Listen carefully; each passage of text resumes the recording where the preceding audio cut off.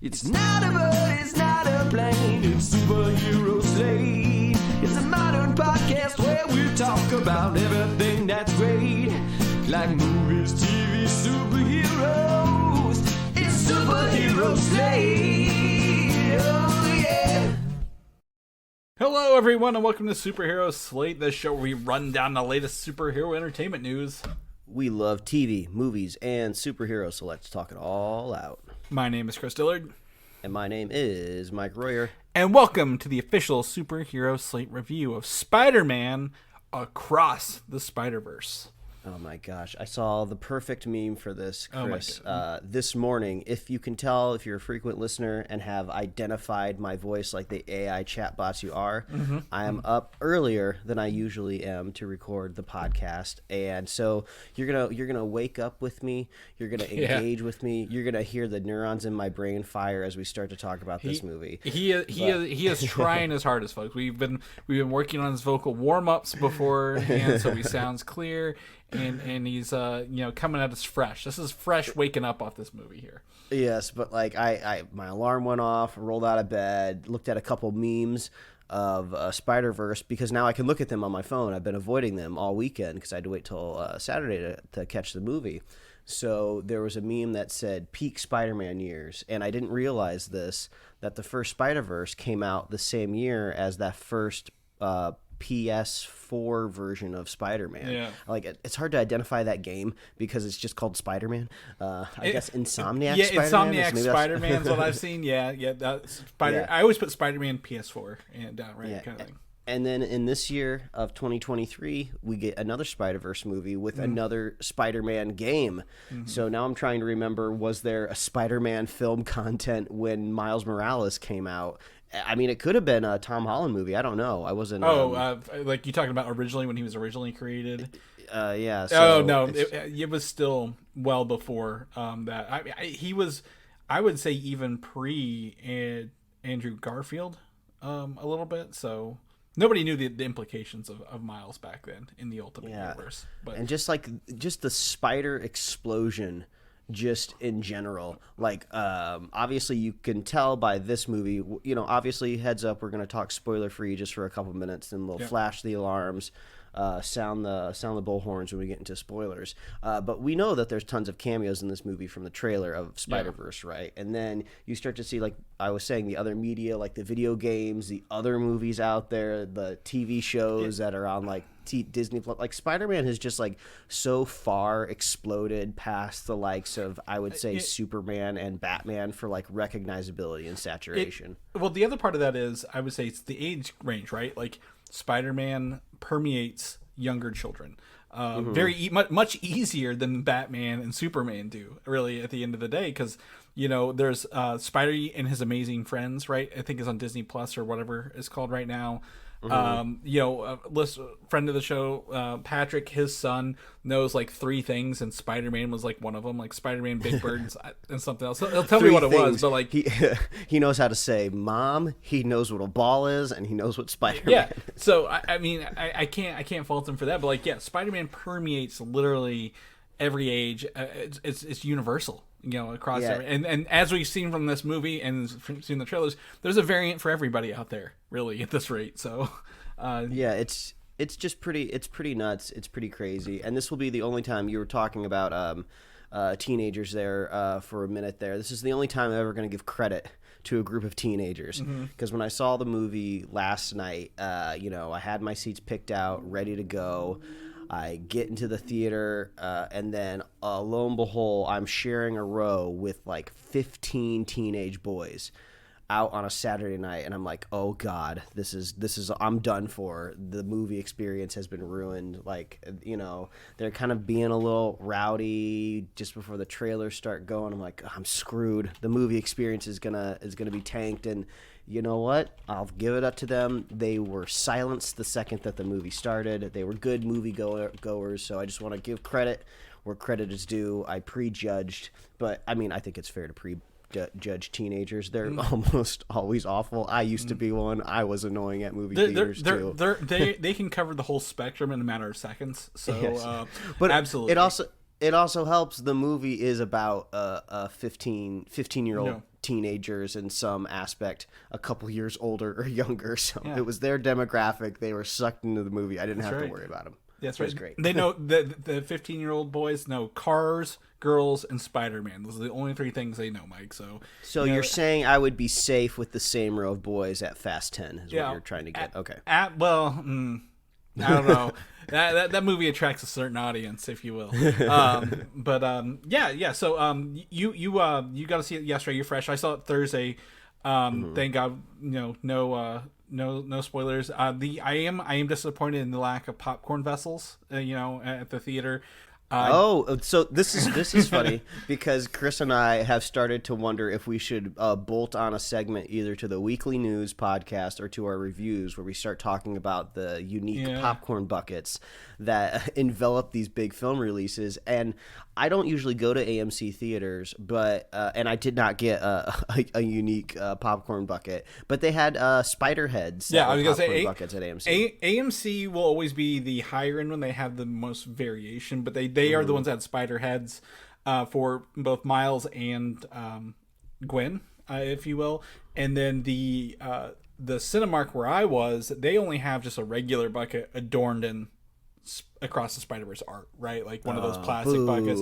I know it was a little sad, but this is near here, but they had a Transformers popcorn bucket there, which was Optimus Prime's head. I'm like, these are like the lowest bottom of the barrel things you can do. Just turn the head of the main character into something you're eating out of, kind of thing. So, I mean, we know from the trailer of this film that there is a character called the Spot. I think that would be a perfect vessel where you just put a black void at the top of like some sort of like blob, and you're just pulling popcorn out of it from another dimension. That's right. In the trailer, it shows bread falling through him. So absolutely, he's definitely edible. But I think there was some opportunity to go here, but we don't want to oversaturate the popcorn bucket market with things. But that's neither here nor there. If not, Mike, let's talk box office real fast before we jump into review, because I think this is going to say a lot about people listening to this review and hopefully everything else, because it is currently sitting at $120.5 million opening weekend, which is 3 times the original movie and the 3rd highest Spider-Man movie ever, Mike. This is exactly what I was hoping for. I mean, the last movie was great. It had word of mouth. I was surprised. I looked up the box office for the first film. I just hadn't checked back in on it once I saw it and loved it. Right. So I don't need the box office to prove anything. But it ended up making I think 360 million worldwide. So not a bad number for an animated movie for sure. So I was really happy to see that this one was really knocking it out of the park. Just because whether or not the movie was going to be good or not, this proves that the first movie did the legwork and got people excited about this animated franchise. And this had 4.5 years to get there, right? This is one of those movies. Again, adults. I've been trying to hype people up at the office. I'm like, you should go see this. You should watch Into the Spider-Verse. They're like, well, I don't really dig on cartoons. I'm like, yeah, but this is not your average cartoon movie. This is it. So some people did bring up a good point. The first movie made them visually nauseous because of everything kind of going on, and I'm like, yeah, I guess if you're not expecting that kind of thing, I could get that. So, but we'll jump into what this one looks like in a little bit.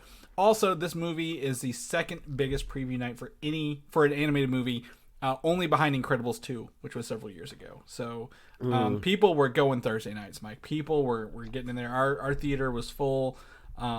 Ages, all sorts of ages, and very diverse audience, and that was pretty excited.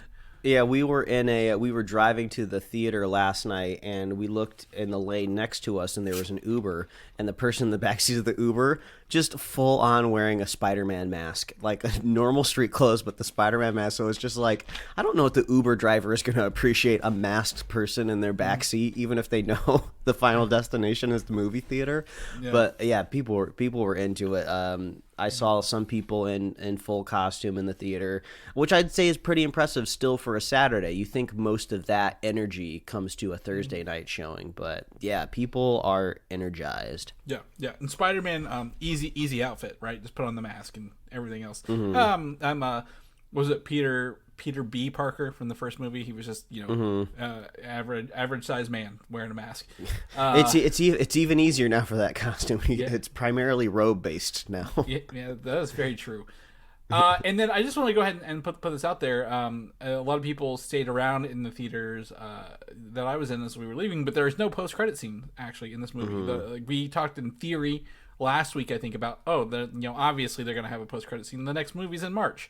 No, we were wrong. Way off on that regard. So that's a unique moment in superhero cinema right here. Yeah, I mean, unsurprisingly, this, of course, this is not really spoilers. It's more just like a heads up if you're going to check out once we start talking. But they do have beautifully designed credits. Yeah.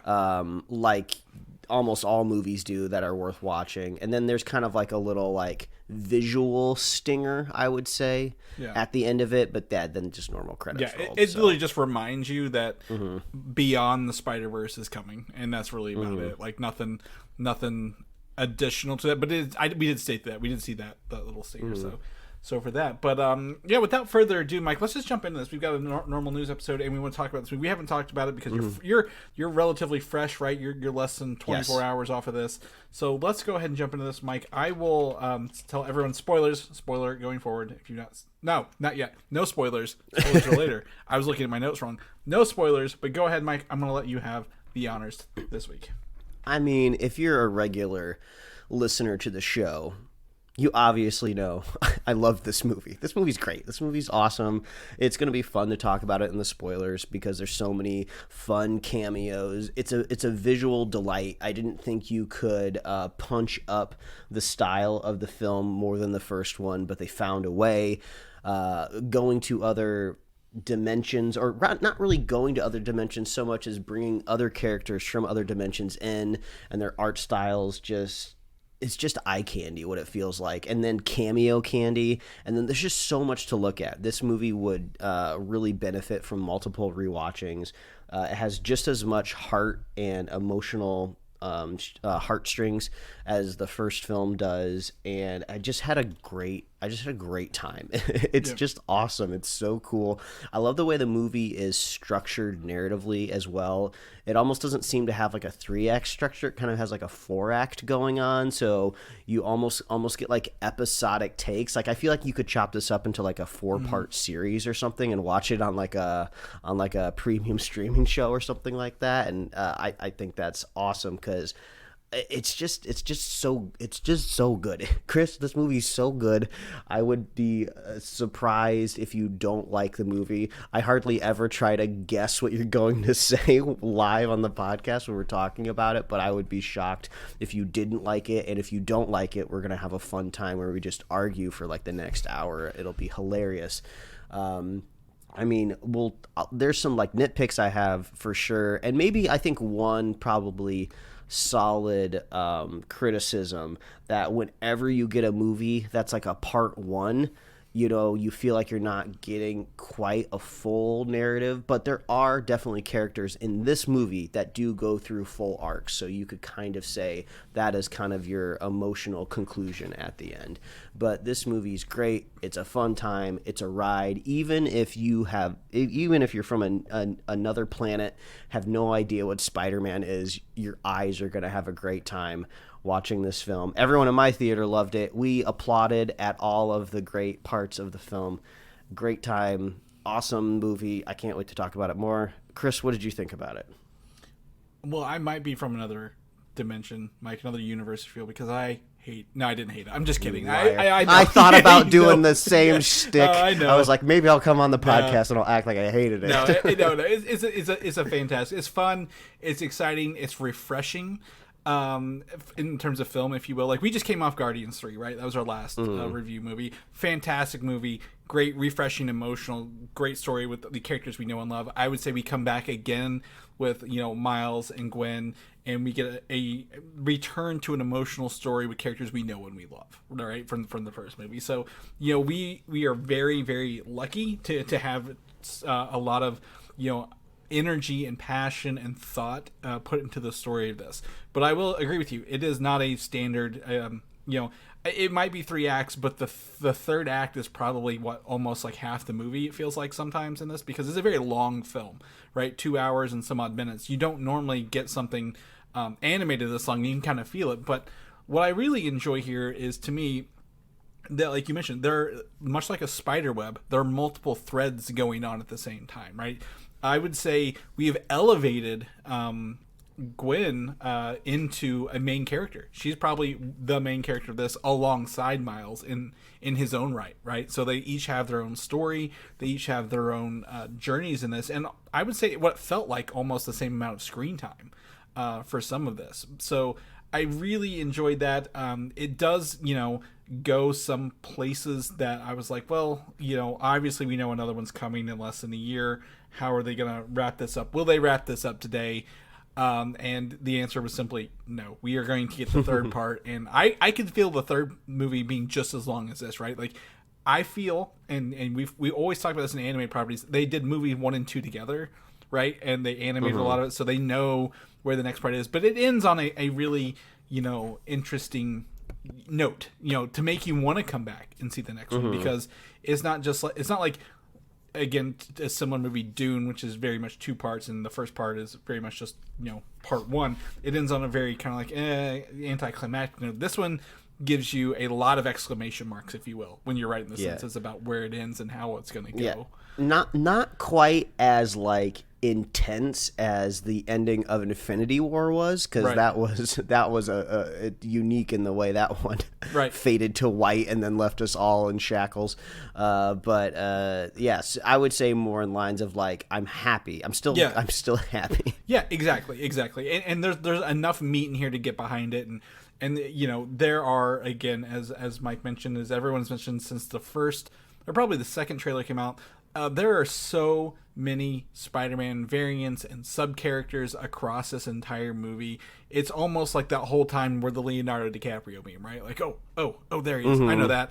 And we've even linked in our spoiler section a list of 56 Spider-Man variants that people were able to pull out of the movie. So we'll talk more about that later. I see the animation styles for each universe didn't feel as maybe unique as the first one, right? Some of it was very similar, but that doesn't make it any less visually beautiful of a film. I would say the first teaser trailer where Spider-Man 29 is hunting Miles, that scene never showed up in this movie, right? With like the half drawn backgrounds. I'm like, oh, this looks like maybe like a storyboard or test art for this. So I'm really sad that didn't show up, but there was enough there to make up for that wholeheartedly. I will also applaud this in interesting note, Mike. This is probably the most diverse lead cast of a movie of this nature in a long time, right? Like your lead, it is a Spider-Man movie. There's Spider-Mans for every version, out there, for every ethnicity and every culture, and literally the only, I guess the main white guy Spider-Man is like there for just a little bit, really, and that's Peter B. Parker again, right? Everybody else, they really were able to incorporate all sorts of diversity in this cast, and I think that's even better, right? And this is something I didn't really think about till afterwards, because you don't feel, because you're so enthralled, but that adds variety to the characters and how they work and how they talk, and just overall really fun time in this movie. Like I said, nothing. It's not a perfect movie. There will be, again, as Mike mentioned, nitpicks, if you will, but like you really gotta get the magnifying glass out to find them. And I would just say my biggest complaint is the soundtrack's not as strong as the first movie was.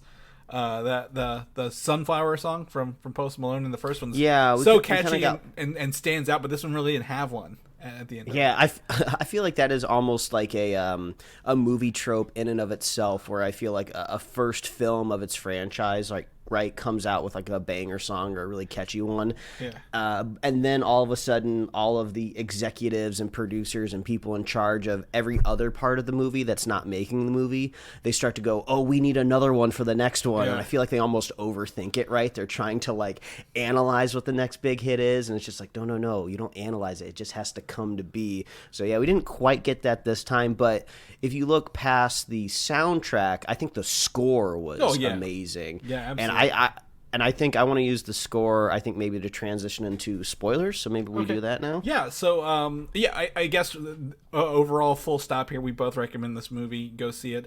I'm going to add one caveat, though, before we get to spoilers, Mike. Sure. Although this is an animated movie, I would not say children under 5 would enjoy this. It is long, and this is a very adult themed in this movie. Like they are, these are not. This isn't there's a nice animated scene, like colors and all the Spider-Man, like maybe 3/4 of the way through, if you will. But overall, the story, the themes, the elements this touches on, like kids 5 and under are going to check out real fast. Unless they like the bright colors, because of everything else is very adult themed and heavy handed. Not heavy handed, but like is heavier than the first one was, right? It's about a goofy kid learning to cope with his Spider-Man powers, and this one's more about like that responsibility, like, you know, for lack of a better phrase, in Spider-Man's world, you know, with great responsibility, with great power comes great responsibility. So yeah, Chris, I think you just need to let these 5-year-olds spread their wings, man. Yeah, you just gotta trust them. Like we gotta let them go. They can do it. Exactly. But I mean, that would be my only thing overall, like a caveat. Hey, your kids may not enjoy this as much as, you know, you think they would for an animated movie, because the Spider-Man chasing scene is not the whole movie, right? At the end of the day. So, yes. So anyway, full spoiler alert going forward. We are here to talk about things in this movie, especially Mike's scoring. Or Mike, or the score, whatever he was talking about. I was purely going to use the score to transition to, I think, maybe one of the gems of this movie, which is Oscar Isaac's Miguel O'Hara, Spider-Man 2099. I love that kind of musical sting whenever he just, like, Kool-Aid Man's through a wall, and he starts chasing, and they add in that, like, So that is from the first movie. I don't know if you remember this, because I watched it this week to kind of get myself ready. Is it in the post-credit scene of it? Well, no, it's whenever they're dealing with the multiverse collider. So anytime you hear the multiverse collider, you hear that theme of or the Prowler chasing him around. So it's kind of like a menacing, not quite evil, but very like this is a threat sound throughout the first movie. And it is wonderful. And they pair it well with his character. I mean, there was, speaking of memes, so many glow up memes for this character compared to his post credit scene. He seems to be juicing in this movie. I'm not super familiar if that is a Spider-Man 2099 trait, or if maybe if that's something he's doing on his own. We don't get a full explanation of it, but like now that I think about it, this is the first time I've thought about it since I saw it in the movie. I wonder if maybe this is kind of like unintended consequences of his work, you know, when he's going into these other dimensions or something, and I don't know, he's like taking genetic material from other Spider-Men and like, you know, amping himself up. I don't know. Well, so when he was created, he was like a geneticist in the future, right? And like he had like a similar accident, like he was trying to recreate the powers of Spider-Man in the future, where Peter Parker no longer exists. However, because I have a couple of these issues, actually, the original 29 issues, he has to rewrite his genetic code with a spider. So that makes, like, they talk about the vampiric portion that we never see in the movie, but we hear. Like, that's like his spider bite, if you will. So he's, like, I guess maybe, I wouldn't say part spider, but he has spider DNA from his universe, if you will. So, gotcha. Yeah. I mean, he was just a great character. I mean, come on, between Oscar Isaac, Pedro Pascal, Diego Luna, like these men are like slowly starting to take over in a great way. Like these nerdy franchises, I want to see them like trio up on like an Entertainment Weekly cover or like a Variety cover or something like that. They are just knocking it out of the park. It's so great. And like the whole cast is great. You know, we get to see a big group of the cast returning, and there is a little voice sting flashback of Spider-Ham during like a later montage in the film. But I was happy to see at the very end, you know, when Gwen gets her band back together, you know, we do get to see Spider-Noir and Spider-Ham. So I hope they get Nick Cage back. I think John Mulaney's probably the easier get, just because Nick Cage is so mysterious. I think he did. Again, like I said, I rewatched Into the Spider-Verse this week, and he was just eating that role up, man, when he was doing that first one. Absolutely. But I think it was fun. So I was thinking about this when I was watching the first movie and this one. Miles and Gwen, every universe has a different animation style, right? You mentioned Spider-Ham, Spider-Man Noir, Penny Parker with the spider. But Gwen and Miles are like the same art style, right? Which is roughly. Yeah. So, but I absolutely like fell in love with her world being watercolors, right? And they're very like emotional. Like when everything's getting emotional in her universe, it was all watercolors taking over the scenes. And like the water would start to like bleed down the walls and stuff. Yeah, and the art style too. Yeah, that's something everyone gets a keener eye for in this movie, since we kind of have more sample sizes, more data sets, right? Of even when we get to see, we're talking about spoilers, so I'll bring it up. When we get to see Miles number 2, he has a more outline style, where Miles' universe is really defined more by that halftone chromatic abbreviation. So like even things that are supposed to be very similar, they are distinctly defining them a little bit. Yeah, like even the characters, like, so like I would also say the Spider-Man India, right? Who was voiced by the guy who Dopinder, who drives a taxi in Deadpool, by the way. I heard him. I'm like, I love that guy. But like the people were the same art style as Miles and Gwen, but that world of Mumbai and Manhattan mixed together, right? This big, very busy city, absolutely wonderful, like jam packed with details. The banter in that one as well, really good. Like when he's like, "Hey, over here's the traffic, and over there's also the traffic." And chai means tea. You don't have to say, and which is great because Miles was talking about the ATM machine earlier. The ATM machine. It's like an ATM machine. But yeah, so absolutely. Like I think some of the characters are very similar in terms of art style, but some had their distinct look, right? Yeah. Like 2099 is one of them. Yeah. Well, I mean, we've been talking about all of the great things this movie. Like, I think you and me both, that's probably like our first nitpick that we share, is we do get this huge cast of Easter eggs that are hilarious, that do seem to be like they were assigned to the B team while the A team was making all of like the hero shots and everything. And they were just like, should we give them a unique art style? Like, we don't have time for that. Do you see everything we have to cram in this movie? Just render them at whatever default setting we have and get them out the door.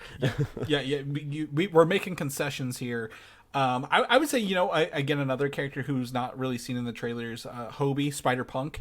I did not expect him to be literally newspaper cutout artwork the whole time. Or magazine cutouts. That was he's normally not. He's normally just in a red suit with the spikes down his head. So that was really fun to see him literally as he moved and talked. The cutouts would change, right? The magazine print would change across his character model, and he was fun. I love the anarchist part of him. Like that was he really stood out as a fun time. Yeah, he was just like, I'm holding on to this organization by a thread. I will leave the second one more thing happens. And then he did. Like, I'm out. Yeah, he's like, I quit. So there are, again, standout characters who had standout situations and unique things. But I would say some of them are a little samey at the end of the day. I would also say, I'm gonna talk a little bit about the Spot. He had like his own little story, like along the way as well, right? Like he was kind of doing this thing, and they were like, cut to him every once in a while doing his own little story. Oh my God, he was the bagel guy. If no one remembers this, it was kind of called out, I want to say, like maybe after the first film hit home release, right? And people could kind of dive into the film a little bit more. But the iconic scene when Miles and Peter are escaping the science lab through the forest, just before they jump off of like the outdoor balcony into the woods, Miles chucks a bagel, and when it hits somebody in the head, there's a little text pop up that says bagel. It's hilarious. It's that guy. It's so funny. Like, that's not his origin story. He's not a villain because he got hit by a bagel. He was a villain because he was in the collider when it exploded, and he became the Spot, which is a great origin story. Like, I thought, like everyone else was saying, he was just being set up as like a villain of the week type of goofy weirdo. But no, he's Jason Schwartzman's The Spot is like the villain of this franchise. And when you say bagel, it literally is like everything everywhere all at once. The Yeah. Everything bagel. He is the everything bagel person, right? Like he can do, he can touch any universe now at the end of this movie and do everything. So his color inverts. So instead of white with spots, he's black with white squiggles. And I loved his hand drawn look, like the squiggles, everything on him, like looked like someone literally just animated it with a pencil the whole time because of how, scratchy stuff it was. So I really appreciated that detail to a character that could have just been covered in black spots and looked like literally a Dalmatian. So and like not. I mean, obviously he turns, inverts his colors by the end of the movie. But even the part from where he gets his butt kicked at the beginning to when he starts to learn his spot skills more. Think of like the Indian Spider-Man scene, right? His spots start to become like more defined. Like it's not just kind of like one big splotch. They're kind of like moving around and stuff like that. So it's just great visual design, as everything is in this movie. Yeah, absolutely. So in everything, visually, it's just superb. Like I need a second rewatch, maybe even at home, to like pull out some of the stuff in there, which was cool. But not only animation, Mike. I want to just go ahead and get this out of the way. The live action cameos. Oh my gosh! Because there are, again, if you want to know, yes, Tobey Maguire and Andrew Garfield both make cameos, but it's footage from their previous movies, right? Yes. So we get to see, the first one, Uncle Ben from the first movie. We get to see Tobey Maguire with Captain Stacy from the first Amazing Spider-Man movie as well. With that, but the one that got the biggest reaction on me, and I told Mike this before the show, we didn't talk about what we thought of the movie, but my wife turned to me and she was like, "You gasped out loud at the theater at this moment. Is this special?" I'm like, "Yes," and it is Donald Glover playing a live action version of the Prowler, which was teased at in Spider-Man Homecoming, and they gave him the full suit, and he's in one of those little boxes to be sent back to whatever universe he came from.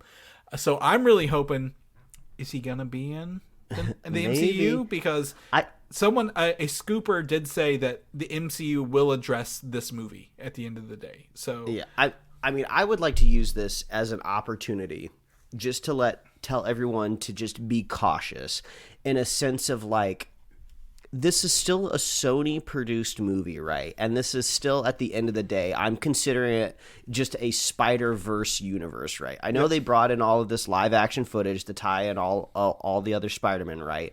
But I'm not holding my hopes up that this is going to be fully, perfectly integrated into the MCU.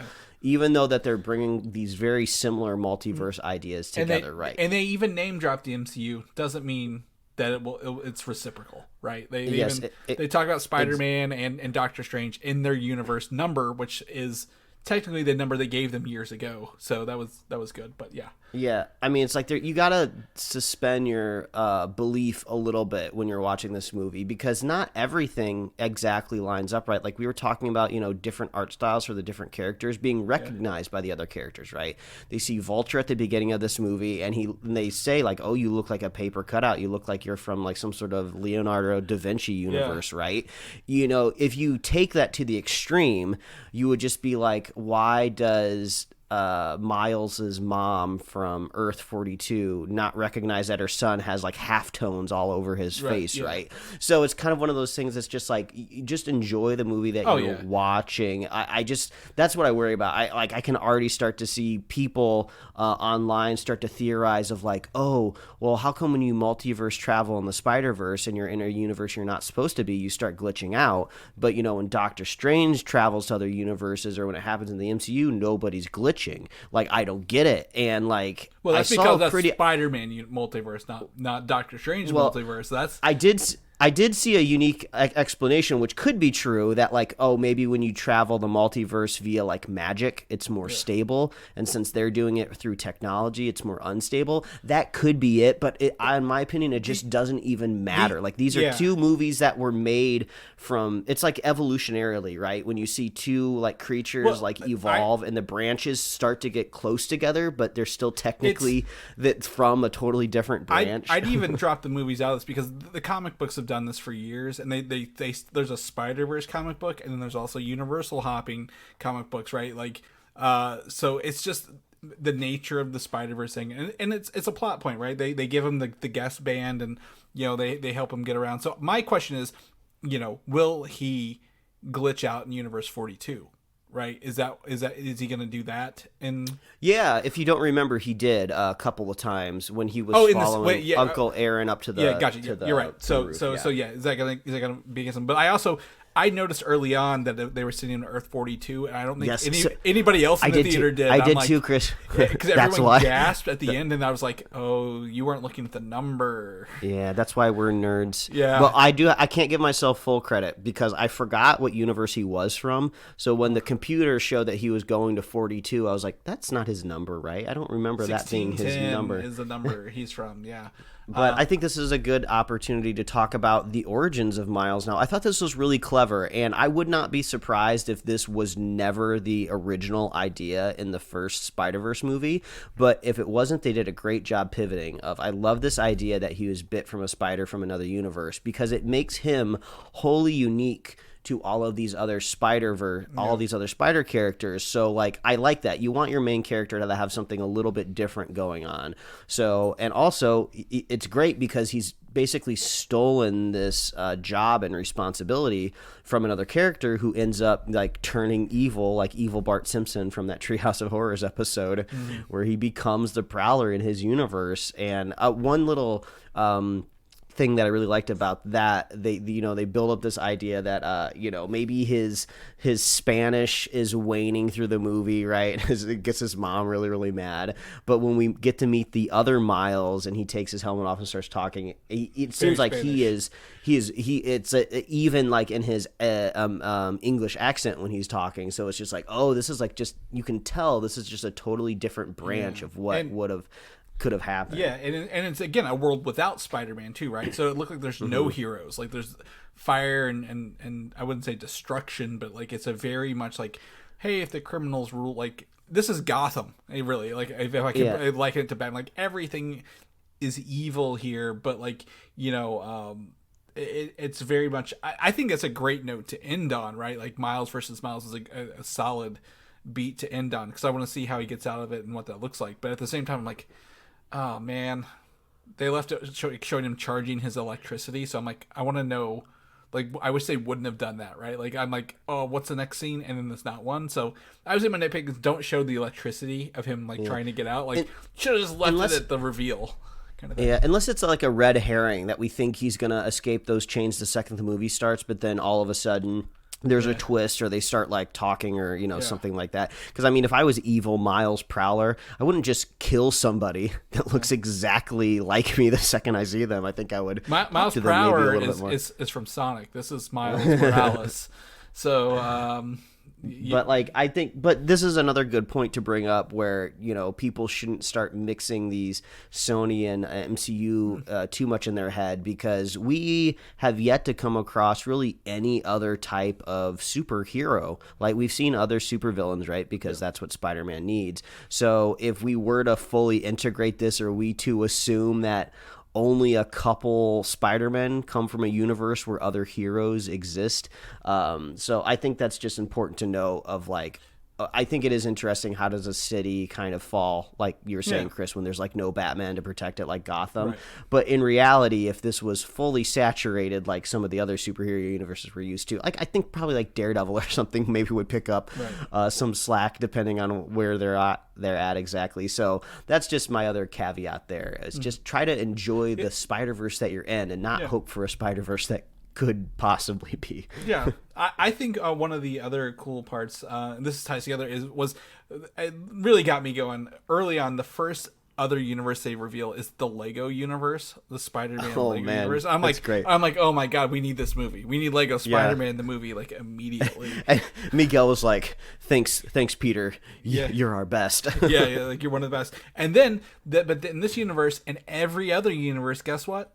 J.K. Simmons is voicing J. Jonah Jameson in every universe, and I love that. Like I love it so much that he is so iconic. He permeated all the universes himself because we couldn't find a better person to do J. Jonah Jameson from Sam Raimi's movie, right? Like he is elevated to all these, because we get him in the Lego verse. He's in Miles as like a kind of like a TV shock jock kind of dude. And a couple other places. So I thought that was really, really fun throughout this. I think that that Lego Spider-Man may have been, because I'm looking through the full cast right here. It could have been Jack Quaid. No, who we all Jack know Quaid from The Boys. is actually. They confirmed the article this morning. He played the Peter Parker from Earth, from Gwen's Earth, who was the Lizard. He only has a couple lines there, so he was that version of that. Well, perfect segue, Chris, because that could bring us back to Gwen's kind of opening up the movie. You could say, if you're looking at it in closing, like television, if you look at it in like television terms, like she was the cold open in a way. Like after we got her full set piece with the Vulture, we got to see the opening again of the title scene, which was great because our audience got to clap again seeing that. And then you have that kind of like the classic, like the scratching of the record kind of like Spider-Man beat come through after that. That got everybody hyped in the seats in our house. But what a smart idea of like, we have a part one of a movie here, right? We're just going to get Miles' story cranking in here, and it's not going to get resolved. We need some character that's going to go through an arc here so we can say we have a standalone movie in some aspects. And that all came from Gwen. I thought that was great. She starts off, we see that what drives her is that like, and I think sometimes we forget this in films that become so dire, life and death, about survival, is like sometimes a perfect motivator is just being lonely and not having a friend and just being the only one and you can't talk to anybody else. And I thought that was clever that we start with Gwen and then she has this really intense moment with her father where she has to reveal her identity, and then she's left not knowing what to do and just escapes into the multiverse. And we finally get to see her have that cathartic conversation and make up with her father because he's all she has left at the end of the movie. So I'm just glad we got that one solid arc in the film. Yeah, absolutely. And I think the story of like, I honestly think it's her movie. At the end of the day, it doesn't. It's not Miles Morales across Spider-Verse. It's Spider-Man across. And I think this is her movie through and through. It starts with her. It ends with her. Like she, they are hiding things from Miles, right? Like he is the anomaly. He is the reason. Like everything will crash and burn and everyone will die. But nobody tells them that. They're going to keep him there because there are what's called the canon events. The canon events are things that happen in Spider-Man lives that have to happen to drive that character forward, right? Essentially, Uncle Ben has to die in every universe, and that they bring up. They even show Spider-Man 1's Uncle Ben dying several times Miles' dad has to die, and we saw that in the video game, right? Spider-Man 1 for PS4. In the comic books, his mom died the other way. Like when he started, Carnage actually came through, I believe, or Venom. One of the two came through and killed his mom in the Ultimate Universe originally. So, every Spider-Man, they have a tragic story, a tragic beginning, but, like, he's like, oh, I can fix this, I can go save this, and, like, no, we don't want you to, right? If you do this, it'll all collapse, and everyone's trying to keep him there and train him, but, like, at the end of the day, like, I think Peter kind of ends where Gwen started, right? Like, I have nobody, I can't talk to anybody about this, I'm alone, lost in a different universe because he thinks everyone's out to get him. So the end of that showing Gwen, she's like, I'm getting the people. I have my own wristband that can take me to all these universes. I'm gonna go get my friends that I know to go help. Is a great ending to also kickstart the next movie, which will be, I believe, a better duo movie of her and his stories along the way. Yeah. So I would love to know what different people's experiences were like in the theater watching this movie, if they did or didn't know that there's supposed to be a third movie, because I knew that there was going to be a part two. I want to keep on saying part two, but technically this is part two. Yeah. So I knew that there was going to. Yes, I knew there was going to be a subsequent movie coming out next year, so we wouldn't have to wait too long. So I was expecting, a cliffhanger ending. But man, the end of the third act or fourth act, however this movie was structured, the last 20 minutes of this movie, I felt like at any given point in time, the movie was going to cut to black to credits, right? Because they had all of this like musical swelling during these intense scenes of ending. Like, oh, is the movie going to end when Gwen hugs her dad and jumps through the portal? Oh, is the movie going to end when we see the shot of her and the bandmates? Is the movie going to end when Peter realizes he's not in the right universe? So like I was getting a little bit of whiplash there. But I just kept reminding myself that like they have designed a full narrative here, and this is one of the few times where like, you know, splitting a movie in two is not just to make more money, right? You know, this ain't a Hunger Games type of situation where we're just trying to crank out a second film. So yeah, it was a little intense. I told we took a friend with us to the theater, and I reminded everybody in the car on the way there that this movie was going to be in two parts, and I think he forgot possibly towards the end, and then when it happened, he's like, "Oh crap, I forgot this was going to be in two parts," or he realized once the movie started coming to a close and like, oh, how are they going to wrap this thing up? So it'll be a different experience, because I did hear some groans, not like groans of like, oh, this movie was bad, but I heard audible groans in the audience of just like, oh man, we have to wait. So yeah, very much the same as like a lot of the, not the intensity of Infinity War, right? But like you're left wanting more because your journey there is so good, and you're like, I don't want to quit. This is so fun. I did forget. I have this pulled up here. Scarlet Spider was in this more than I thought he would. Right, it's one of 29, and that was voiced by Andy Samberg. By the way, okay, a lot of people were like, "That was Andy Samberg." I guess it was. Yeah, so he did a good job. The Scarlet Spider, Ben Reilly, but you know. One thing then, and this is just a nitpick, right? Obviously, I had a great time watching this movie, but the linchpin that like Miguel says when his AI does the whole like, you know, presentation, right, of what they're doing and why they're doing it, is that like everything is like linchpinned on these like intense moments, right? And he seemed to divide all of the spider powered people into two categories. You either have an Uncle Ben or you have a captain in your life, right? And one of those people, they're gonna be dying, right? But then at the same time, I look over at Ben Reilly and I was like, this story ain't nothing like that. He's a clone. Like there's nothing going on there. He has no parents. What is he doing in the mix? Because he was when they unveiled he was the clone. He would have had the Uncle Ben moment in him. Just, you know, we would have had two of the same Peter Parkers. Like he had the memories and stuff like that. I guess theoretically, yeah. But yeah, some of the spider people that you just look out into the sea, like feel like they're not fitting that mold. But like I get what they're saying, right? You gotta have that intense event, right? But like. The moviegoer in me is just like, hell yeah, Miles. Yeah, we don't let people die. He's not falling for this nonsense. Right. I do feel like the audience is being duped intentionally, right? Information is being left behind. Like even though we saw a flashback of like Miguel's like bootleg universe vanishing.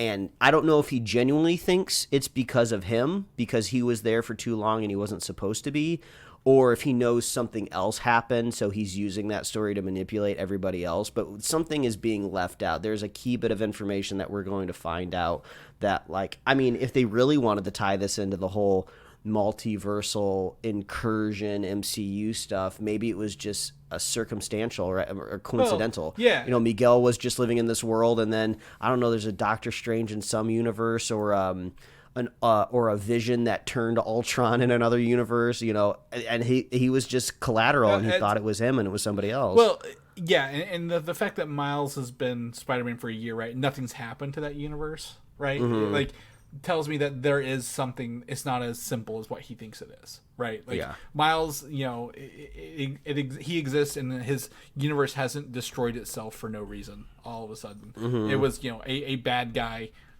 who happened to just have a little more information than he should have had at the end of the day. So it is kind of nice watching, you know, an animated movie, which some could construe as like, you know, a kid's movie in a way, but I do feel like I have a little bit of safety in the sense of like, I don't think his parents are going to die, because they wouldn't do that to me. They wouldn't do that to to this audience that is just here for like hope and inspiration. Like, we don't need to see any of Miles's parents bite the bullet. So I don't think that'll happen, but I'll definitely look out for it. I'll be worried. I mean, yeah, I wouldn't be surprised if I don't know. Do you think he's gonna turn Earth 42's Miles the Prowler to help him? Yeah, because he asked, he's like, "Is your dad still alive?" And he's like, "Yeah." And he's like, That was a very pointed question. It's definitely going to be rough, right? I mean, you can already, I feel like I already see like the story like painted on the wall, right? Of like Miles Prowler is just like you stole my life and mad about it, and it's just like I didn't mean to do it, but I'm Miles here Prowler to help. Is still from Sonic, but I'm not... you know what I'm saying, damn it. Yeah. So like, but yeah, I think it'll be like I could see maybe that if they really want to get tragic in some point of view, I could see maybe that version of Miles maybe dying, but like maybe a sacrificial play to like actually save somebody. So like, oh, he actually was good the whole time. He was just led down the wrong path. And it was on that note, I think it's fun that this universe offers Mahershala Ali a chance to return as Uncle Aaron. Is Aaron? No. Yeah, Uncle Aaron. Right. So like, they're like the best part of the multiverse is like no character, even if they're truly gone, they can still come back and do their voices, right, for this multiverse. So I think that was cool. But yeah, I honestly have a vague idea of where this is going to go. Right, we've all read multiverse comic books. We're in the multiverse of the MCU right now. Like we're all primed for multiversal events. But at the same time, I don't know where this is going to go, and I'm very excited to kind of figure it out. Yeah, and speaking of the ending too, like it seems to be pitched out there in the universe, right, that this next film is going to be closing the story up, right? So, but there's been rumors, if you listen and subscribe, plug to our normal weekly news episodes, whenever we get rumors or leaks or tidbits, right, that there was supposed to be maybe an animated offshoot of this, or maybe there'd be like a spin-off, if Gwen was going to get her own, story in some aspect, which seemed to happen in this movie, right? So it's just hard for me to believe that when March rolls around next year and we get Beyond the Spider-Verse, that it's going to be the last time we see all of this hard work, right? Even though that would be great, right? Give us a solid trilogy that we can put in a box set, put on our shelves, and be proud of, right? But it's hard to imagine Sony letting that go. So do they, maybe try to take a new type of character? Well, who this would be interesting, right? If Sony likes to lend, Spider-Man to the MCU, what if it went the other way around, right? What if Disney was just like, hey, want to make an awesome animated movie of like, I don't know, Captain America or something like that, Steve Rogers, like that's big, pie in the sky thing. But like they've obviously proved that Sony, we can do these animated movies, and Disney, you can do these live action movies. So maybe we start, cross-pollinating a little bit more. That would be cool. I just hope this doesn't send the wrong information to Sony and the producers, right? Like, hey, everyone liked all the Spider-Man, so let's start spinning these into live action things, and we all get screwed over by low-quality live action Spider-Man stuff, right? Yeah. And we'll talk about that in the notes as well. But like, I'm gonna look forward to 3, and if they end up announcing more, that'd be great. But I just want to know, like, at the end of the day, obviously there's this love story here for Miles and Gwen, right? It's very, very transparent, even from the first movie. They live in different universes with different things. Is this going to end where they're trapped in their own universes? Are they going to be trapped in one universe together, or will universes merge together? Like, how will this end out so both of them win or have a happy ending, right, at the end of the day? And I don't know if that's possible, and that makes me very excited to learn more about how they're going to wrap these up. And we'll find out. Get there. Yeah, what a great movie, great time. I can't wait to kind of review it more in earnest when we get part 2, because I just had a great time, man. This is awesome. I'm so happy we have this movie. It just feels like it's so much like my DNA, right? That's what I said when we talked about the first film. Just like the music, the feeling, the vibes, Spider-Man in general, which is always amazing. And again, written by Phil Lord and Chris Miller, right? So obviously, if they wrote the first one and directed it, I believe they're writing this one. They didn't direct it. 3 directors, they all did great jobs. But the next one, if they're writing the next one, Beyond the Spider-Verse, I have full faith that we will get a very solid ending and a very solid journey along the way. Right? So overall, I'm very happy. 2 good movies in a row, Mike. Are we setting ourselves up for failure this summer, like by putting the good ones at the front, or what? So. Yes. Stay tuned. Subscribed. I believe our next review is probably going to be for The Flash, because I can't imagine I get myself out to the theater to watch Transformers. But if you listen to our weekly news episodes, I'm sure we'll get kind of like a light review from Chris on that next Transformers movie. I am so excited to watch it without any obligations, Mike. You have no idea. Because I think I'm just going to add, the last thing I'm going to add to this, at the end of the day, we are fans first before we are movie reviewers. And we are huge fans of this movie, so in this franchise. So keep it up, Sony. You know you can do it for once. But that is our episode review. We got to head over into our weekly show where we talk about all the other news going on in the superhero world. But people want to know more about that. Where can they find that information at? Oh, all you got to do is visit superheroslate.com. That is the best avenue to find everywhere we host a show, and to get our awesome show notes if you listen to our weekly news episodes, and check out our upcoming release calendar. It's the best place to find where we're going to be talking about our next movie. Like I said before, I'm pretty sure it's going to be The Flash, so we got an awesome release calendar there. No annoying pop-ups, no banner ads, none of that. It's just a tool that we built for ourselves that we wanted to give to our listeners as well. You can find us on Apple Podcasts, YouTube, Spotify, and wherever else you love to listen to fine podcasts. We're on Facebook, Twitter, Instagram, and you can get merch at superheroslate.com/store. Chris, if people want to follow you, where do you think they could find you at? You can find me on Twitter, Valdan, VALDAN, or Instagram, Valdan87, because I did this out of order, because I have both show notes for the news and the movie. I read them in the wrong order. But yeah, people want to know about you. Where can they find all that good stuff at, buddy? Well, they can find me at Mike Royer Design on Instagram, Twitter, and TikTok. You can read my webcomic at liferewardsrisk.com. You can check that out. I try to publish every week if I can. And if you're a super fan of the show, we love our super fans. And all you have to do to be a super fan is you don't have to join some sort of spider cult where you're going around letting adults and parents and children die. You have to have a parent or an uncle die. That's our rules. No, all you have to do is share the show with a friend, share the show with a buddy, and we will be here every week, folks. That's right. We'll catch you guys next week. Bye. Thanks for listening, and don't forget to subscribe.